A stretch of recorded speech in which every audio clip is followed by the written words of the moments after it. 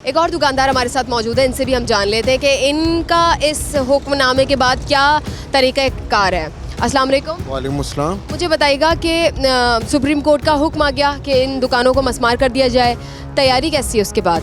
Wrap up कर रहे हैं सामान? तकरीबन यूँ समझे कि ना होने के बराबर ही है, लेकिन खौफ में बैठे हुए, पूरी मार्केट खौफ में बैठी हुई है कि क्या होगा क्या नहीं होगा, और सबका दारोमदार यहीं के कारोबार से ही हो रहा है।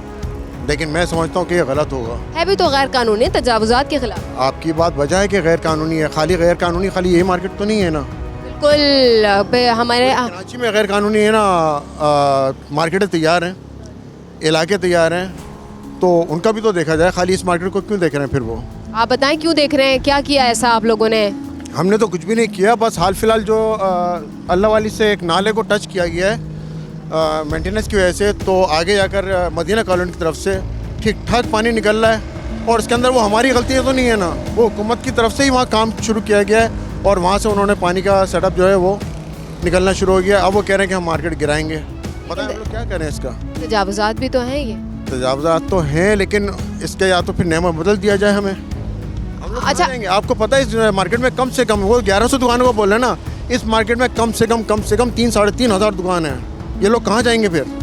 अच्छा, 1100 नंबर दुरुस्त नहीं? नहीं, 1100 नंबर गलत है। ये 3 साढ़े 3 हज़ार दुकान है इस जगह। आप शायद उसको जहन में रखते हुए कह रहे होंगे कि एक दुकान को 2 हिस्सों में तकसीम करके 2 अलग जगह किराए पर उठा दिया। नहीं, ऐसा नहीं है। मैं मुकम्मल एक ही दुकान की बात बता रहा हूँ आपको। ये 1100 तो खाली उन्होंने एक फिगर फेंका, लेकिन 1100 का फिगर नहीं है। ये तकरीबन 3 से साढ़े 3 हज़ार दुकान है इधर से, अल्लाह वाली से लेकर गोदरा तक में। अच्छा, अगर ऑल्टरनेट इसका दे दिया जाए, मुतबादिल आपको जगह दे दी जाए, तो फिर मुतमईन हो जाएंगे? हाँ, क्यों नहीं, ज़रूर, लेकिन ऐसा होगा नहीं। क्या होते हुए दिखाई दे रहा है? ये होता हुआ ये दिखा रहा है कि हमें बेरोज़गार कर दिया जाएगा, और वही लूटमारी डकैतियाँ फिर शुरू हो जाएंगी। बेरोज़गारी में क्या होता है? यही होता है सारा का सारा।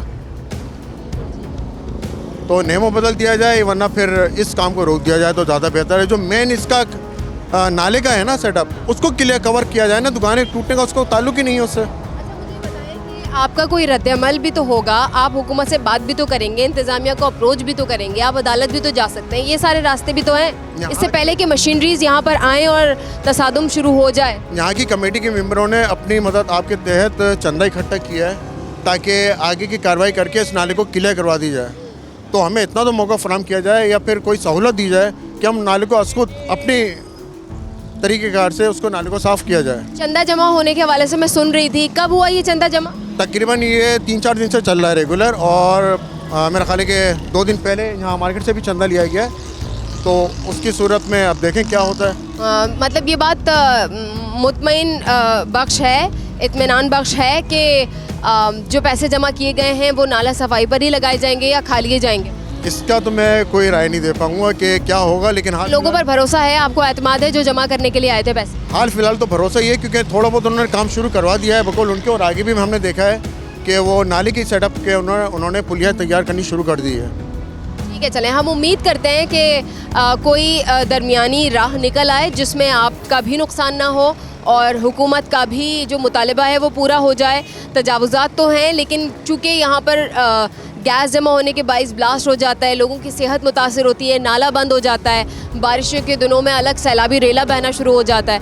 उन सब से बचने के लिए अगर कोई ऑल्टरनेट आपको फराहम कर दी जाए जगह, तो वो ज़ीरो से कारोबार को दोबारा से शुरू करना होगा, लेकिन कम से कम कारोबार तो होगा। तो ये अगर डिस्कशन हो जाए या हुकूमत को आप अप्रोच करें और अदालत जाएं, तो फिर देखा जा सकता है कि क्या रास्ता निकलता है।